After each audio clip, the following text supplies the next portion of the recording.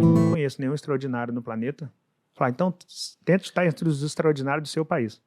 Não dá, cara, sou muito pequeno. Então, tente estar entre os extraordinários do seu estado.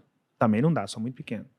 Tente os da sua capital, não dá. Tente os da sua cidade, não consigo. Tente os do seu bairro, não consigo. Tente os da sua rua. Cara, na minha rua não tem ninguém extraordinário, então seja essa pessoa. Não interessa se você está num caos da favela ou se você está no Alphaville, não interessa. Você tem que ser o extraordinário daquele lugar. Você tem que ser a parte boa daquele lugar. Não interessa como é o lugar se você se propor a ser a parte boa dele. Eu sempre tive isso comigo. Seja lá onde eu passar, eu preciso ser a parte boa desse lugar. E sempre que eu morei em comunidade ou em bairro carente, porque a minha criação, ou ela foi em bairro pequeno de periferia, ou ela foi em comunidade de cidade grande. Sempre eu morei no pior do lugar. E às vezes no pior do lugar. E eu nunca fumei, eu nunca bebi, eu nunca me prostituí, eu nunca usei droga. Não tem nada contra quem faz isso, mas é a minha opção. Eu cresci entre o fuzil e o livro.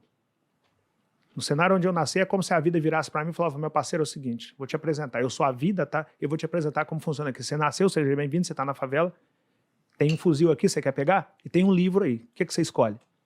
Eu falei, eu vou escolher o livro. Ah, mas o livro eu não sei onde ele está não, está escondido. Eu vou achar o livro. Pega o fuzil, tá mais fácil, o fuzil daqui. Não, eu vou achar o livro. E se você não achar o livro? Se eu não achar o livro, eu escrevo o livro, mas eu vou ser a parte boa desse lugar. Oi, conta pra mim isso daí, cara. Como que é esse negócio do fuzil? Tipo, você sabe que isso é fuzil, mas como que é? Como que foi na sua prática? Chegaram pra você e te ofereceram mesmo? Um negócio assim? Você falou, pô, não e tal? Como que é?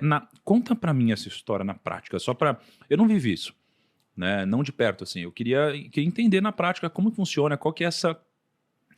Quão difícil é você dizer esse não, assim, o quanto o ambiente te obriga ou não para ir por esse caminho. Como foi no seu caso, é uma questão de sobrevivência, cara? até, né? É porque o que eu ouço muito é a galera que fala assim, não, eu não tinha outra opção. E eu penso, pô, será que não tinha mesmo? Porque você é uma pessoa que passou por isso, né? Então, como que funciona isso, cara? Me conta uma história aí real da sua vida. O não é dado pela postura que você tem. Você não precisa falar não com ninguém, sim com ninguém. A sua postura fala por si só. Então eu cresci ou em bairro carente, que sempre teve tráfico, ou em grandes periferias, que sempre... Não, em qualquer lugar que eu tenha morado, eu cresci, ou eu era o bairro carente do lugar, seja quando eu nasci em Minas, quando eu morei em Belo Horizonte, ou quando eu mudei para o Rio. Ou era a periferia desse lugar. No Rio se chama comunidade. Ninguém nunca me ofereceu um fuzil, ninguém nunca me ofereceu droga, ninguém nunca me chamou para ser parte do tráfico. Pela minha postura. A sua postura determina como as pessoas vão chegar até você e com que tipo de abordagem elas vão chegar até você. E eu sempre fui criado por um cara que é meu pai, Velho Roxo, que eu sou muito grato a ele, que ele nos ensinou o básico do básico do básico, mas dentro desse básico ele nos ensinou a ter postura que a pessoa olhe para você e tenha coragem, ou olhe para você e não tenha coragem de te falar sobre determinados assuntos, sobre determinadas coisas. Então eu não precisei falar não para o fuzil. Eu não dei espaço para que ninguém me oferecesse um fuzil. Eu não precisei falar não para as drogas, eu não dei espaço para que alguém me oferecesse drogas.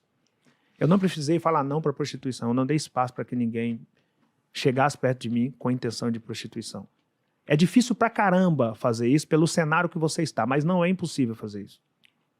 É possível. E o problema é que a galera vai se apegar ao ser difícil e aí vai. Por quê? A sedução visual da coisa é muito pesada.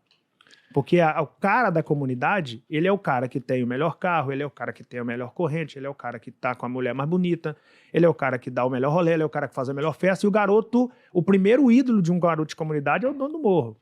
Para ele, ele fala, quando eu crescer, eu quero ser esse cara. Eu não tinha esse pensamento, que eu queria ser meu pai. Meu primeiro ídolo sempre foi meu pai. Pô, meu pai trabalhou pra caramba, meu pai sempre crê em Deus, meu pai leu a Bíblia desde criança, meu pai tem um amor inenarrável por minha mãe. Meu pai criou 5 filhos em comunidade, sem nenhum deles pegar em arma, sem nenhuma das minhas irmãs engravidar na adolescência. Eu falei, cara, eu quero ser esse cara quando eu crescer. Então eu não dei espaço para olhar para o externo e falar, eu quero ser aquele cara do fuzil. Eu queria ser meu pai. Mas, sei lá, na sua adolescência não teve aquela dúvida de tipo, pô, sei lá, você deve ter tido amigos que, tipo, faziam coisas erradas e, tipo, eles estavam bem, estavam com o tênis que você queria, com a roupa que você queria, e você fala assim, caramba, eu tô fazendo tudo certo, eu não tenho essas coisas. Não teve, tipo, aquele momento que você fala assim, cara, por que aquele cara que tá fazendo tudo errado, ele tá conseguindo usar o tênis da Nike que eu queria, tá usando a roupa que eu queria, e eu tô fazendo tudo certo e não tô conseguindo ainda usar tudo isso. Cara, eu acredito muito que Deus escolhe os dele e capacita os dele. Eu, baseado na vida que eu tenho, no ambiente que eu fui criado, no cenário que eu tive que enfrentar, eu não tenho a menor dúvida que eu sou um escolhido. Porque a mentalidade que eu desenvolvi naturalmente no lugar que eu nasci é muito difícil de ser desenvolvida. Eu não era seduzido pelo melhor tênis naquela época. Hoje eu tenho coleção de Jordan, eu adoro Jordan. Mas eu não era seduzido naquela época por ter o melhor tênis.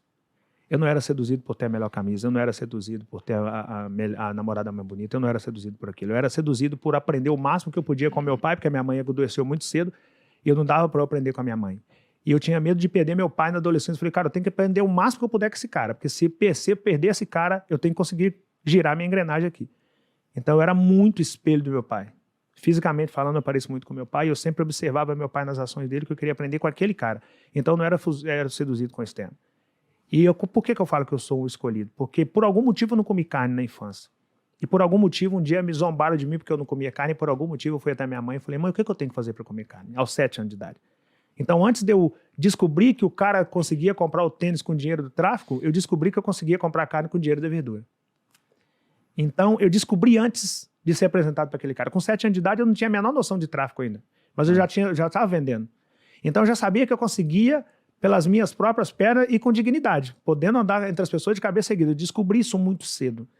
E só pode ter sido Deus.